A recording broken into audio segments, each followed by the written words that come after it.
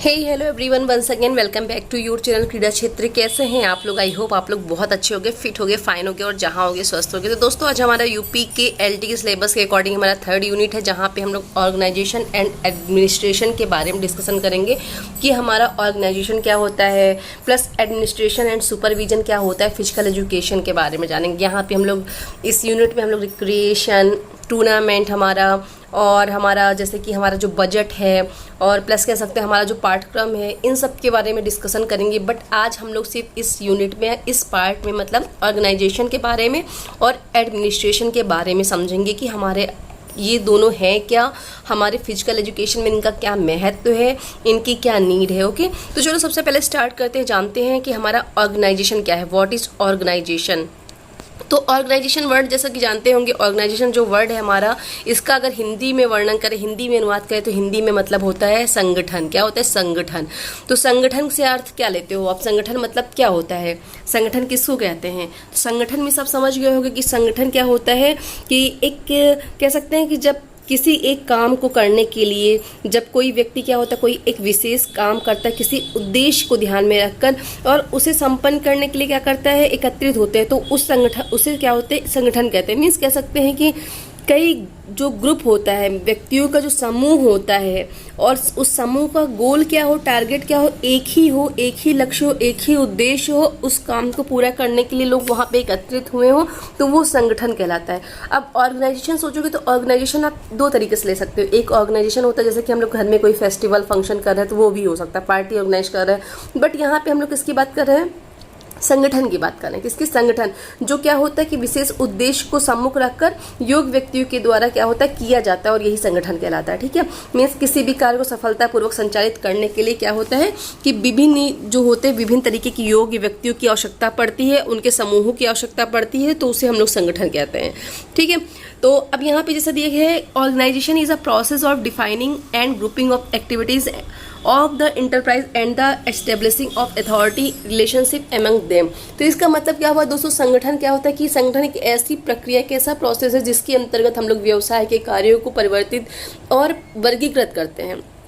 ठीक है, परिवर्तित करते और वर्गीकृत करते, और उन्हें क्या होता है, जो विभिन्न कहते हैं कि जो विभिन्न व्यक्तियों को सौंप देते हैं, और सौंपने के बाद उनके अधिकार संबंधों को सुनिश्चित किया जाता है। ये हमारा संगठन कहलाता है। अगर जाने कि संगठन किस वर्ड से बना है, इसका मीनिंग क्या है, तो अगर हिंदी में बात करें दोस्तों, तो संगठन जो शब्द है वो दो शब्दों के योग से बना है। संगठन मीन्स कह सकते हैं सम धन गठन। तो संघ का मतलब क्या होता है? संघ एक संस्था की ओर होती है, मीन्स संघ मतलब कह सकते हैं एक संस्था की ओर संकेत करता है, और गठन शब्द जो होता है तो इसका मतलब होता है योजना को दर्शाता है। ठीक, क्रमबद्ध योजना को दर्शाता है।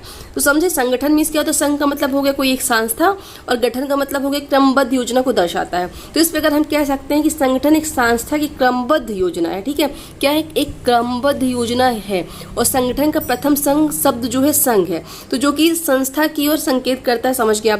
अब जैसे फॉर एग्जाम्पल जो हमारी NIS है, YMCA है, वर्ल्ड हेल्थ ऑर्गेनाइजेशन है, ये सारी संस्थाएं होती हैं। ये संस्थाएं जो होती सरकारी भी हो सकती हैं, प्राइवेट भी हो सकती हैं। तो ये सारी जो होती ये संगठन कहलाता है। दोस्तों समझ में आ गया होगा आपको।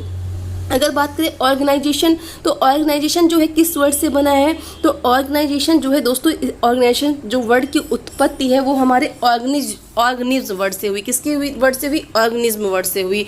ठीक है, ऑर्गेनिज्म वर्ड से हमारे ऑर्गेनाइजेशन वर्ड की उत्पत्ति हुई है। ओके, स्पेलिंग अगर नोट करना चाहो तो नोट कर सकते हो, ORGANISM।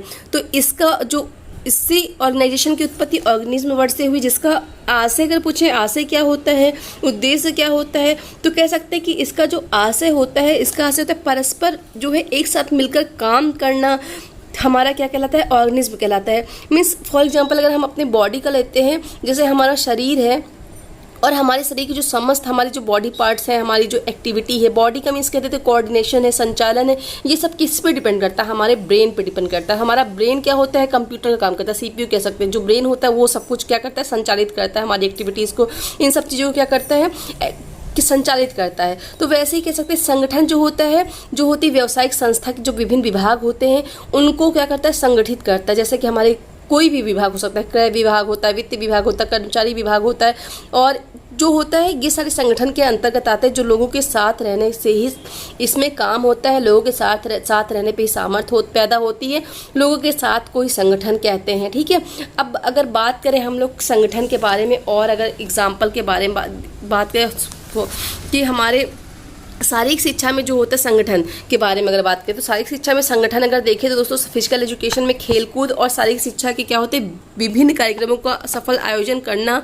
और उसका संचालन के लिए हमें क्या होता है, विषय विशेषज्ञों की समूह की योजनाबद्ध ढंग से नियमों और सिद्धांतों के अनुसार उद्देश्यों के लिए अग्रसर रहना पड़ता है। अगर हम फिजिकल एजुकेशन में कोई टूर्नामेंट, कोई एक्टिविटी आयोजित, मानी कोई हम लोग कोई भी टूर्नामेंट ऑर्गेनाइज कर रहे हैं, कोई इवेंट ऑर्गेनाइज कर रहे हैं शारीरिक शिक्षा में, फिजिकल एजुकेशन में, तो हमको सबसे पहले फर्स्टली क्या करना चाहिए भैया, तो फर्स्टली हमको वहाँ पे पहले अपना एक प्लान करना चाहिए कि हम कार्यक्रम कर रहे हैं, उस कार्यक्रम में हमें क्या क्या चाहिए, कौन से उपकरण चाहिए, तो उन इक्विपमेंट की व्यवस्था करनी चाहिए। और प्लस एक सुयोग्य व्यक्तियों को, जो योग्य व्यक्ति हों, सुयोग्य हों, उनको नियुक्त करना चाहिए, और उनको उनकी रिस्पॉन्सिबिलिटीज, जिम्मेदारियां बताना चाहिए, और ऐसे व्यक्ति ढूंढना चाहिए जो कार्य करने में निपुण हो, जो कार्य करने में इंटरेस्टेड हो। ना कि किसी ऐसे बंदे को ढूंढ लो कि जो कोई एक्टिव पर्सन ही ना, उसको नॉलेज ही ना हो। तो सुयोग्य मतलब क्या होता है, जो कि रिस्पॉन्सिबल और योग्य पर्सन हो, उसको आपको ढूंढना है। तो ये हमारा ऑर्गेनाइजेशन होता है। अब शारीरिक शिक्षा में जैसे कि अगर क्योंकि हम लोग फिजिकल एजुकेशन के हैं, तो फिजिकल एजुकेशन का एग्जांपल लेके चल रहे हैं, आप इसको और उससे भी ले सकते हो, किसी भी संस्था से ले सकते हो, किसी भी कंपनी से ले सकते हो। तो शारीरिक शिक्षा में क्या होता है कि हमारी जो होती बहुत सारी एक्टिविटीज़ होती, बहुत सारी क्रियाएं होती, उनको संचालित करने के लिए हमें शारीरिक शिक्षक, छात्र, खिलाड़ी, पर्यवेक्षक और बहुत सारे व्यक्तियों के साथ साथ क्या होता है, इस आवश्यकता पड़ती है। और इन सभी के एक साथ कार्य करने के तरीकों को ही संगठन कहते हैं। अब ये सभी एक साथ काम करेंगे और इनका गोल क्या होगा, एक ही होगा। जो हमने इवेंट ऑर्गेनाइज किया है, उस इवेंट का संचालन करना, यही एक उनका गोल होता है। तो संगठन मतलब कह सकते हैं जिस व्यक्तियों का समूह, और उन समूह का जो टारगेट होता है ना, वो कोई एक ही होता है। ठीक है, किसी का अलग अलग नहीं होता। तो ये हमारा संगठन कहलाता है, ऑर्गेनाइजेशन कहलाता है। सिंपली अगर पूछते हैं व्हाट इज ऑर्गेनाइजेशन, तो आप बोल सकते हो शारीरिक शिक्षा में उपलब्ध साधनों, संबंधित अंगों, व्यक्तियों एवं क्रियाओं की मिश्रित एवं सामंजस्यपूर्ण इकाई को हम लोग संगठन कहते हैं। और विद्यालय की सभी एक्टिविटीज़ को, सभी क्रियाओं को सफल बनाने के लिए, उनको अच्छा करने के लिए अच्छा संगठन अति आवश्यक होता है। अगर अच्छा संगठन होगा तब हम कोई भी एक्टिविटी, कोई भी कार्यक्रम बहुत अच्छे से संचालित कर सकते हैं। और विद्यालय में विद्यार्थियों के विकास के लिए जो होता है, शारीरिक शिक्षा की क्रियाओं और खेलों के जो कौशल होते हैं, स्किल होती है, उनका निष्पादन करने के लिए विद्यालय में एक अच्छा संगठन होना आवश्यक है। अच्छा संगठन होगा तभी हमारी अच्छी एजुकेशन होगी, अच्छे स्टूडेंट होंगे। अब फॉर एग्जांपल की बात करें, इसमें हमारे जेबी सीयर्स के अनुसार अकॉर्डिंग बात करें तो उन्होंने क्या कहा है, तो दोस्तों जेबी सीयर्स ने कहा है कि यह कार्य करने की एक मशीन होती है जिसका निर्माण व्यक्तियों, वस्तुओं, धारणाओं, प्रतीकों, स्वरूपों, नियमों, सिद्धांतों के द्वारा आमतौर पर इन सबके सहयोग से हो सकता है।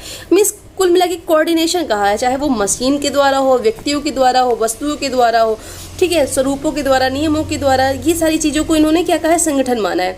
जेपी थॉमस ने कहा है संगठन कार्य करने की योजना है। अब जेपी थॉमस ने कहा जो संगठन ऑर्गेनाइजेशन होता है वो हमारी प्लानिंग पर डिपेंड करता है, कार्य की योजना ही हमारा क्या कहलाता है, संगठन कहलाता है। ठीक है, डिमोंग ने इसी में कहा है कि संगठन का संबंध जो होता है संरचना तथा मानव के संबंध दोनों से होता है। ओके, संरचना और मानव के संबंध से होता है। तो दोस्तों ये हमारा क्या हुआ, संगठन हुआ।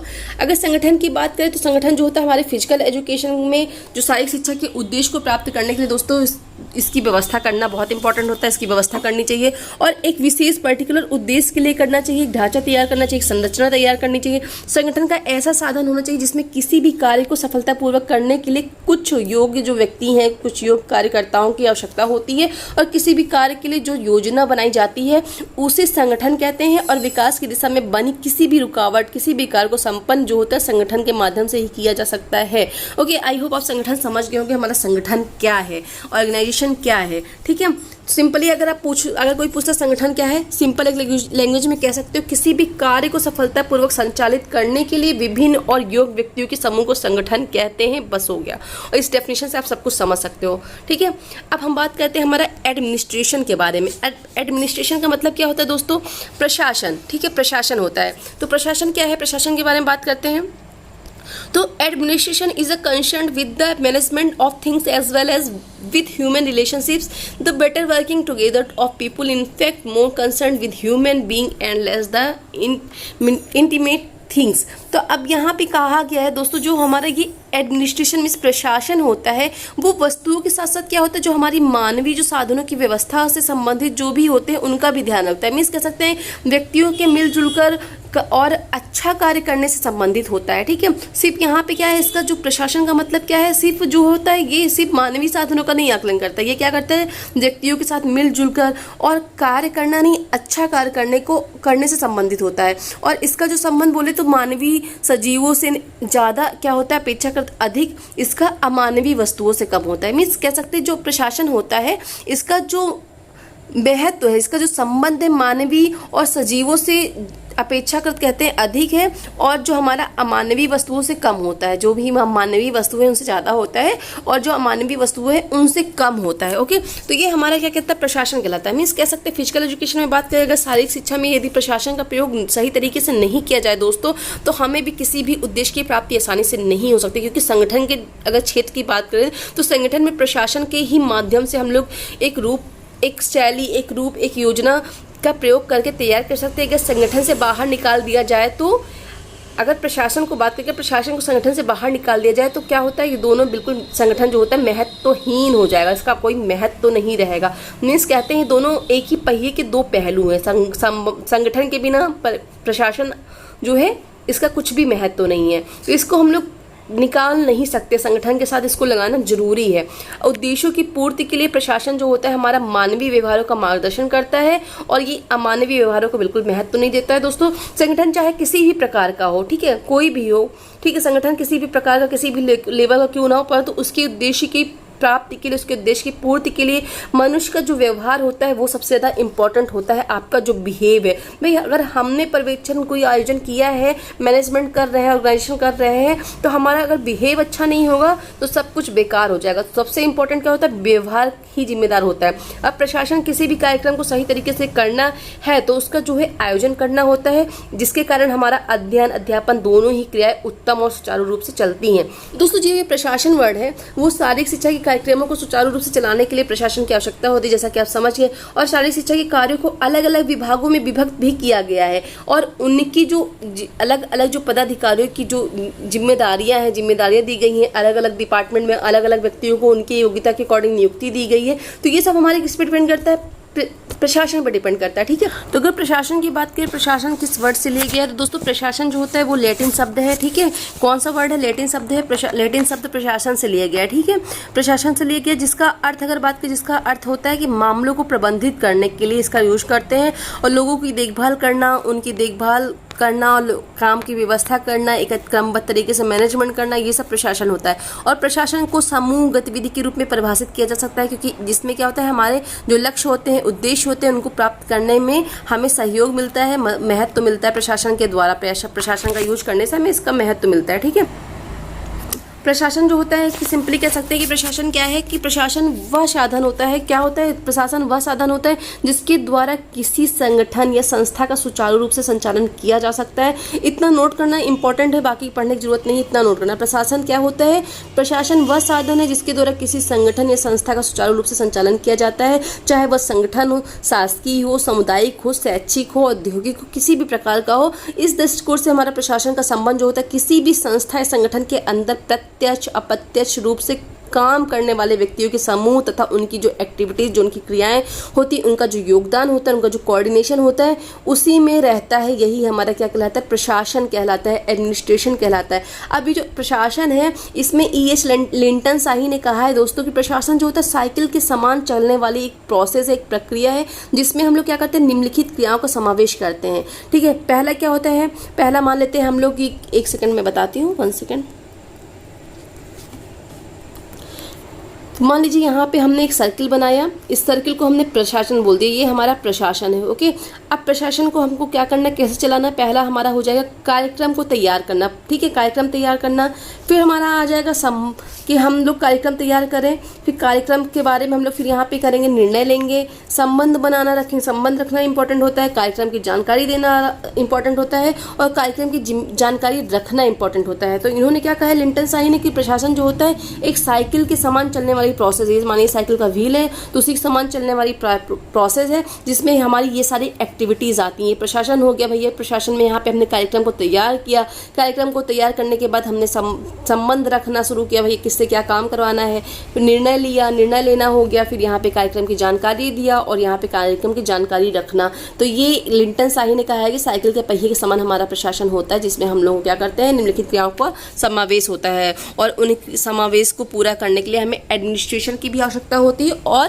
ऑर्गेनाइजेशन की भी आवश्यकता होती है। ठीक है, इसी में कहा गया कि प्रशासन किसी भी कार्यक्रम को सही तरीके से करना और उसका आयोजन कैसे करना है जिसके कारण अध्ययन और अध्यापन दोनों क्रियाएं उत्तम और सुचारू रूप से चलती रहें। तो इसलिए और हमारा जो प्रशासन है तो उसके द्वारा हम लोग कार्यक्रम को सही तरीके से करना, कैसे करना है, क्या करना है, कब करना है, क्यों करना है, ये सारी चीज़ें एक सही तरीके से हों, उत्तम तरीके से हों, तो ये तरीके सही हों, इसके लिए हमें प्रशासन का यूज करना चाहिए, प्रशासन के बारे में पता होना चाहिए, प्रशासन अच्छे व्यक्तियों का समूह होना चाहिए।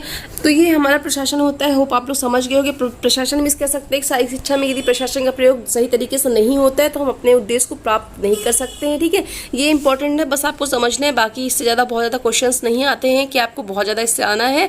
बस ऑर्गेनाइजेशन आप समझ गए होंगे। ऑर्गेनाइजेशन क्या होता है, ऑर्गेनाइजेशन मतलब संगठन होता है। संगठन दो वर्डों से मिला है, संगठन, गठन। संघ का मतलब होता है एक संस्था, गठन का मतलब होता है कि हमारा जो होता है क्रमबद्ध तरीके से काम करना। और इंग्लिश में जो ऑर्गेनाइजेशन है वो ऑर्गेनिज्म वर्ड से बना हुआ है। प्रशासन की बात करें तो प्रशासन जो है हमारा लैटिन भाषा से लिया गया शब्द है। जो प्रशासन का मीन्स है, संगठन और प्रशासन जो होते हैं एक ही पहिए के दो पहलू हैं। प्रशासन के बिना हम कोई भी काम सही तरीके से नहीं कर सकते हैं, अपने जो उद्देश्य जो टारगेट है उसको पूरा नहीं कर सकते हैं। उसको अचीव करने के लिए, टारगेट को पूरा करने के लिए, कार्यक्रम को सफल बनाने के लिए हमें प्रशासन का यूज करना चाहिए। और संगठन जो होता है, संगठन के लिए हमें किसी भी कार्य को सफलतापूर्वक संचालित करने के लिए हमें जो है योग्य व्यक्तियों का समूह बनाना चाहिए और उस समूह के गठन को ही हम लोग संगठन कहते हैं। तो होप आप लोग संगठन और हमारा प्रशासन इसके बारे में समझ गए होंगे कि अब क्या होता है। अब बात करते हैं हम लोग हमारा फीचर ऑफ ऑर्गेनाइजेशन के बारे में बात करते हैं। फीचर ऑफ ऑर्गेनाइजेशन क्या है, मीन्स हमारा होता है पहला हमारा होता है दोस्तों कि हमें आवश्यक कार्यों को पहचानना एवं परिभाषित करना पड़ता है। मीन्स जैसा दिख रहा है identifying and defying essential task. तो इसमें आवश्यक कार्यों को पहचानना एवं परिभाषित करना कैसे होगा दोस्तों।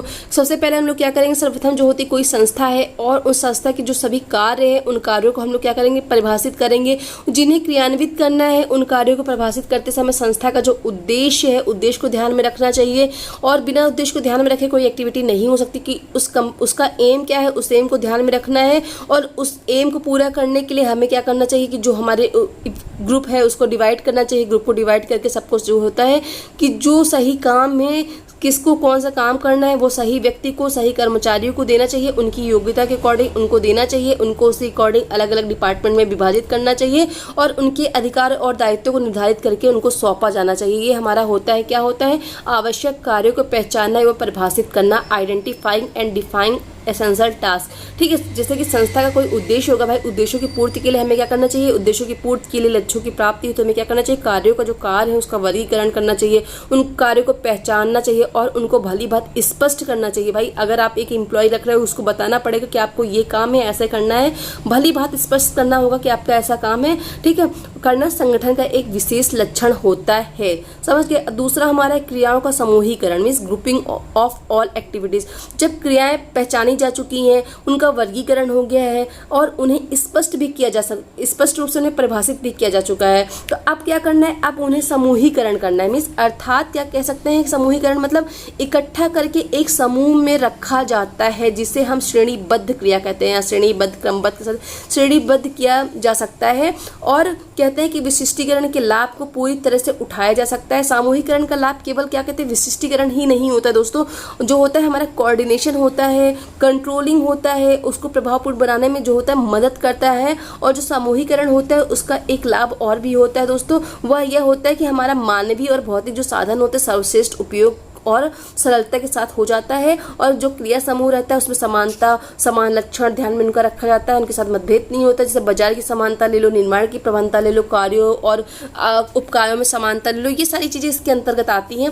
थर्ड की बात करें तो हमारा थर्ड है कर्मचारियों में कार्य विभाजन। तो इसके अंतर्गत हमारा आता है दोस्तों की क्रियाओं की पहचान करना, परिभाषा और समूहीकरण के पश्चात जो होता है कार्यों का विभिन्न कर्मचारियों के मध्य विभाजन करना होता है, जो संगठन के प्रमुख लक्षणों में से एक माना जाता है। अब कार्य विभाजन करते समय हमें क्या करना चाहिए, कर्मचारी जो होते हैं, जो हमारे वर्कर्स होते हैं, उनकी योग्यता देखना चाहिए, उनका अनुभव देखना चाहिए, प्रशिक्षण देखना चाहिए, उनका इंटरेस्ट देखना चाहिए, प्लस उनका व्यक्तित्व, उनका बिहेव, उनकी आदत, उनकी हैबिट, उनकी जो फिजिकल जो स्टेमिना बोल सकते हैं, शारीरिक जो क्षमता है और कार्य के उद्देश्यों और लक्ष्यों को ध्यान में रखा जाता है। ये सारी चीजें हमें देखना चाहिए। कब देखना चाहिए, जब हम कर्मचारियों में कार्य विभाजन करते हैं तब। ठीक है, अब हमारा आता है फोर्थ में अधिकारों और उत्तरदायित्व का स्पष्टीकरण। तो ये हमारा आता है कि इसमें जब वो एक संगठन है उस संगठन के लक्षण की ओर संकेत करता है। जो संगठन है, संगठन में कार्यरत कर्मचारी है, कर्मचारी के अधिकार, उनके उत्तरदायित्व को परिभाषित और स्पष्ट करना चाहिए। उन्हें यह बताने की चेष्टा करते रहना चाहिए कि अपने अधिकारों का प्रयोग करते हुए अपने उत्तरदायित्व को पूर्ति कर सकते हो। भैया जो आपको अधिकार मिले हैं उन अधिकारों का यूज करके आपके जो उत्तरदायित्व उनको आप पूरा कर सकते हो, अपने अधिकारों का यूज कर सकते हो।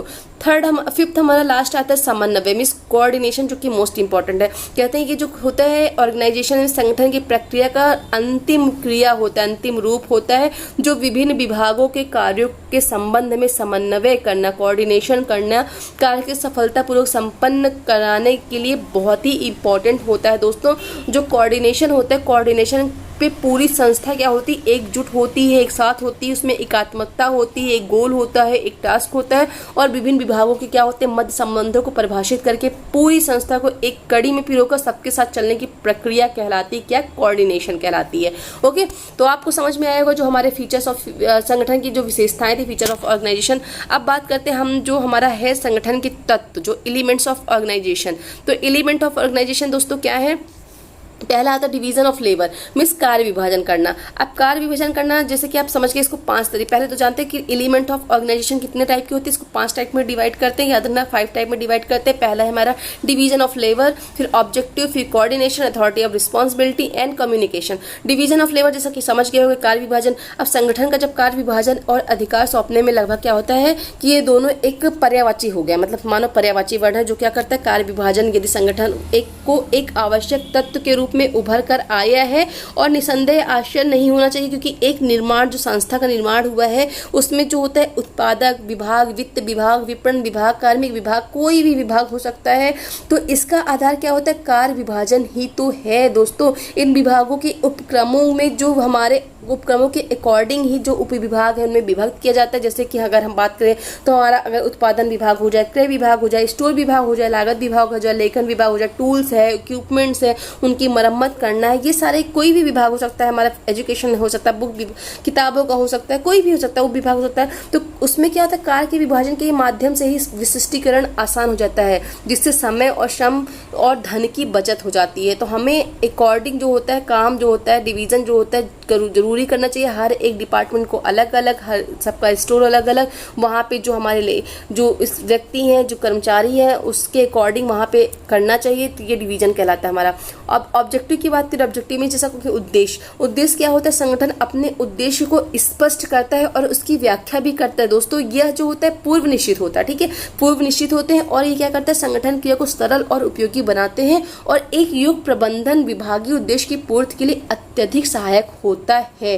ओके, तो ऑब्जेक्टिव समझ गए हो गया। अब कोऑर्डिनेशन की बात करते हैं। कोऑर्डिनेशन सुविधा, सरलता, प्रभावी उद्देश्य पूर्ति के साथ कार्यों में कर्मचारियों और उनके अधिकारियों के उत्तरदायित्व से संबंधित होता है। उनके बीच में आपस में जो सामंजस्य होता है, कोऑर्डिनेशन होता है स्थापित करने के लिए यह आवश्यक होता है कि संस्था के जो सभी कर्मचारी हैं, सभी वर्कर्स हैं, सभी विभाग हैं, सभी के मध्य कार्यों में तालमेल बना रहे, कोई भी भेदभाव ना हो, आपसी सहयोग के साथ सब कुछ करें, वहाँ पे पार्शलिटी ना हो, भेदभाव नहीं करना चाहिए, जाति पात नहीं करना चाहिए, सब कोऑर्डिनेशन के अंतर्गत आते हैं दोस्तों। फिर हमारा आता है फोर्थ, अधिकार एवं दायित्व, जो कि इंपॉर्टेंट है, अथॉरिटी एंड रिस्पॉन्सिबिलिटी। तो हमारी जो अधिकार दायित्व की बात करें दोस्तों, जो संस्था होती, कोई भी कंपनी, कोई भी संस्था है, उसमें जो कार्यरत व्यक्ति हैं, वर्कर्स या अधिकारी हैं, उनके पद और उनके कार्य का जो नेतृत्व होता है, नेतृत्व के साथ क्या होता है कि जो पद और कार्य के साथ नेतृत्व हुआ और उस पर जो होता है नियंत्रण, नेतृत्व के साथ नियंत्रण के हिसाब में अधिकतर सौंपे जाते हैं। परंतु कहते हैं कि एक ही प्रकृति में अधिकारियों को एक ही समान अधिकार होने चाहिए, भेदभाव नहीं होना चाहिए, ये इससे संबंध होता है। और अनुराग और मधुरता बनाए रखना चाहिए, आवश्यक ही नहीं कि अनिवार्य। तो दोस्तों आता है हमारा अथॉरिटी एंड रिस्पॉन्सिबिलिटी, अधिकार और दायित्व की बात करें तो संस्था में जो भी कार्यरत हमारे अधिकारी हैं, उनके पद के अकॉर्डिंग, उनके कार्य के अकॉर्डिंग नेतृत्व और नियंत्रण बनाए रखना चाहिए, पर सबके साथ में भेदभाव नहीं करना चाहिए। सबके साथ जो होते हैं, जो हम उनके जो नियंत्रण के हिसाब में अधिकतर जो सौंपे जाते हैं, जो काम का उनको सौंपा जाता है, वर्क दिया जाता है, तो क्या होता है कि उसकी जो प्रवृत्ति होती है वो एक जैसी होनी चाहिए, समान होनी चाहिए। अधिकारियों को उनका अपना काम देना चाहिए और जो वर्कर है उनको अपना काम देना चाहिए, एक समान अधिकार होने चाहिए दोस्तों, पार्शलिटी नहीं होनी चाहिए। और वहाँ पे आपस में जो सह संबंध है, कोऑर्डिनेशन है, वो एक अच्छा बना होना चाहिए, उनके बीच में आपस में मधुरता बनाए रखना चाहिए। ये सारी चीज़ें इंपॉर्टेंट होती हैं। यहाँ पे मत मीन्स आपस में एकता जो होती है, मधुरता बनाए रखना चाहिए, आपस में पार्शलिटी नहीं करना चाहिए। भैया किसी के साथ पता चले भेदभाव कर रहे हो, अगर दोनों का सेम वर्क है, अगर हम और आप है, दोनों फिजिकल एजुकेशन के टीचर हैं, मेरी क्वालिफिकेशन सेम है, आपकी क्वालिफिकेशन सेम है, बट मुझे ज़्यादा पेमेंट दिया जा रहा है, आपको कम पेमेंट दिया जा रहा है, तो ये पार्शलिटी हुई, ऐसा नहीं करना चाहिए, भेदभाव नहीं करना चाहिए। ठीक है, एक अधिकार देना चाहिए, तभी संस्था का जो गोल है, जो टास्क है, पूरा होगा। आपस में लोगों के बीच में क्या होता है कि सहयोग की भावना जो है बनी रहेगी, एकता की भावना बनी रहेगी, तभी हमारा जो होता है, जो काम है, वो सब चीज़ें जो होती, जो टास्क है, वो पूरा हो सकता है दोस्तों। ठीक है, अब बात करते हैं कम्युनिकेशन के बारे में, जो हमारा कम्युनिकेशन है उसके बारे में। तो कहते हैं किसी भी प्रबंधक का कार्य जो होता है दूसरे प्रबंधकों से, जो संस्था होती, संस्था के कार्य से संबंधित भी रहता है। जैसे कि भाई हमारा डिपार्टमेंट, हम कोई काम कर रहे हैं और हमारा जो कार्य है, एक कोई काम कराना है, तो दूसरे डिपार्टमेंट से भी हमारा जो होता है संबंध बना रहेगा, संस्था से संबंध बना रहेगा। कोई भी काम कराना है, कुछ भी कराना है, तो एक संस्था से दूसरी संस्था का क्या कहते हैं कि आपस में जो कम्युनिकेशन होता है वो बना होता है, और ये जो होता है कार्य के द्वारा कार्य संबंधित रहता है। ठीक है, अदरवाइज नहीं रहता, कार्य संबंधित होता है, और सभी को एक दूसरे की आवश्यकता रहती है, आवश्यकता लेनी पड़ती है। और संस्था में जो कार्यरत कर्मचारी होते हैं एक दूसरे के सहयोगी होते हैं, एक दूसरे पर निर्भर भी रहते हैं, इसलिए संस्था में जो होता है संदेश आदान प्रदान, ये सारी चीज़ें प्रभावशाली होती हैं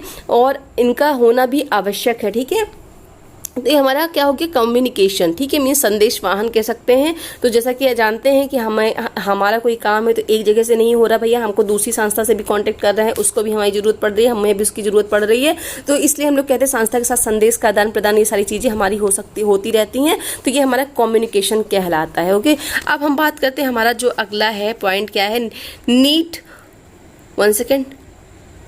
need and importance of organization. तो अब ऑर्गेनाइजेशन, संगठन की आवश्यकता और महत्व क्यों है, इसके बारे में बात करते हैं दोस्तों, क्यों महत्व है। तो कहते हैं कि यहाँ पे increase and meningeal efficiency means प्रबंधकीय कार्यकुशलता में वृद्धि के लिए जरूरी है, कार्यों का व्यवस्थीकरण जरूरी है, विशिष्टीकरण करना है, विकास विस्तार विविधता करना है, प्रभावपूर्ण समन्वय करना है, प्रबंधकों का प्रशिक्षण विकास करना, सृजन पहलपन और नयापन करना, अच्छे मानवीय संबंध बनाना। तो ये यहाँ पे 8 दिए हुए हैं जो इनकी आवश्यकता है दोस्तों। इनके बारे में पूरा डिटेल जाने की जरूरत नहीं है। अगर पहले की बात करें तो हमारा जो प्रबंधकीय कार्यकुशलता में वृद्धि जो है, तो कहते हैं कि जो श्रेष्ठ संगठन होता है, श्रेष्ठ संगठन के अंतर्गत हमारे समस्त जो कर्मचारी होते हैं, उनकी जो योग्यताएं होती हैं, उनकी जो क्वालिटी होती है, भरपूर उपयोग करता है और पूरा लाभ उठाता है। संस्था के सभी जो कार्य होते हैं समुचित विभाजन करके सबको उनकी योग्यता, उनकी दक्षता के अकॉर्डिंग कर्तव्यपरायणता के साथ उत्तरदायित्व निभाने का सुअवसर प्रदान करता है। और ये महत्वपूर्ण जो होता है कार्य संगठन ही करता है। अगर इसी कारण से हमारा क्या होता है, प्रबंधन की कुशलता बढ़ती है और आपस में सहज की पूर्ति और प्राप्ति सामंजस्य उत्पन्न होता है। एक दूसरे के साथ मिलकर हम लोग अच्छे से काम करते हैं तो ये हमारा प्रबंधकीय कार्य कुशलता में वृद्धि, means increase in managerial efficiency की बात हो गई। दूसरा हमारा bringing order in work, means कार्यों का व्यवस्थीकरण। तो जैसे जानते हैं बिना व्यवस्थीकरण के कार्य कोई भी कार्य हो नहीं हो सकता। संगठन हो या संस्था हो, सभी व्यक्तियों को कार्यों को निर्धारित करना चाहिए और संस्था को निश्चित करना चाहिए कि हमारे जो कर्मचारी हैं, जो काम कर रहे हैं, जो कार्यरत रहते हैं, सभी का काम व्यवस्थित ढंग से चलते रहे, व्यवस्थित ढंग से हो। उनको संचालित करने के लिए मशीन की भांति नहीं, इसी व्यवस्था को पर्याप्त कहते हैं कि संगठन के अभाव में सभी कुछ अव्यवस्थित हो जाता है। बट अगर साथ में यूनिटी रहेगी, संगठन रहेगा, सब कुछ सही होगा, जो आपूर्ति सब कुछ संगठित होगा। मीन्स हम दूसरे की बात करते हैं कार्यों का व्यवस्थीकरण, means bringing order in work. अब जानते हैं बिना कार्यों के व्यवस्थीकरण से हमारा कोई काम नहीं चल सकता है। तो जैसा कि कोई भी संगठन हो, कोई भी संस्था हो, सभी व्यक्तियों में क्या होना चाहिए, कार्यों को निर्धारित करना चाहिए, कार्यों को निश्चित करना चाहिए। हजारों कर्मचारी जो होते हैं, जो कार्यरत रहते हैं,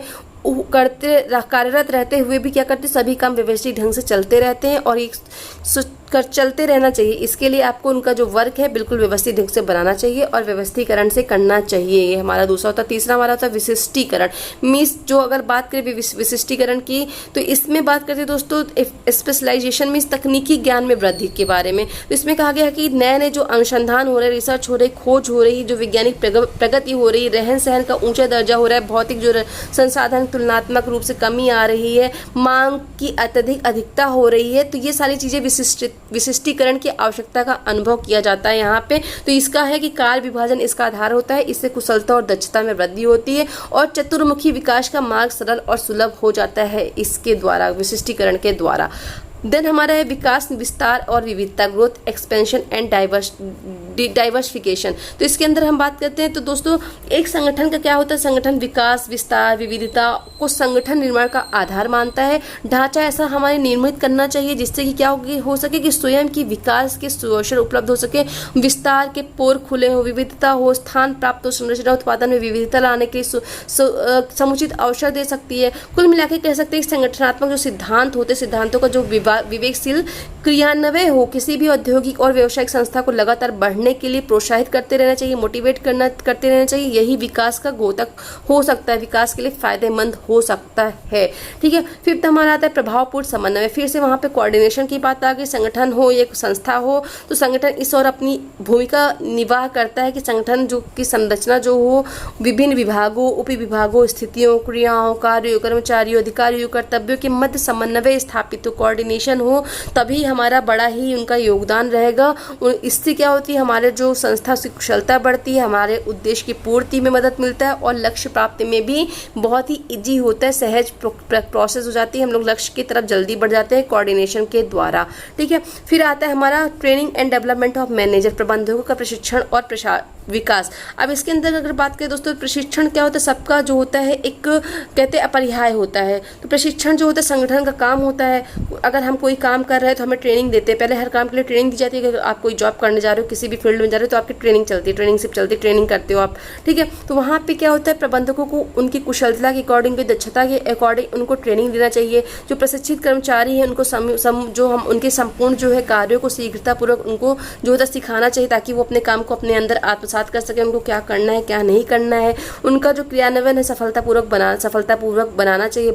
अगर वो अच्छी तरह ट्रेनिंग लेते हैं तो अपना कार्य जो होते हैं सफलतापूर्वक कर सकते हैं। इससे क्या होता है, स्वयं कर्मचारी का भी विकास होता है और संस्था के विकास का विस्तार भी होता है। विस्तार के लिए मार्ग खुल जाते हैं और उसमें क्या होता है कि जो कर्मचारी होते हैं, कर्मचारी के जो प्रशिक्षण होता है उससे क्या होता है, जो संगठन होता है उसको जो होता है एक ऊर्जा मिलती है और शक्ति प्रदान करने का काम करता है, जिससे क्या होता है हम लोग जो संस्था का गोल होता है उसको अचीव कर सकता है। इसके लिए उसे जो हम उसके प्रबंधक और जो प्रशिक्षण है उसका विकास जो होता है बहुत अच्छे तरीके से करना चाहिए। ठीक है। जो उसके मैनेजर्स हैं उनका डेवलपमेंट बहुत अच्छे तरीके से करना चाहिए, उनको ट्रेनिंग अच्छे तरीके से देनी चाहिए। फिर हमारा आता है सृजन, पहलपन और नयापन, means creativity, integrity and innovation. तो इसके अंतर्गत अगर बात करें दोस्तों तो सृजन कहते हैं, सृजन जो होता है विकास, विस्तार, विविधता और हमारा विविधता के सूचक होते हैं।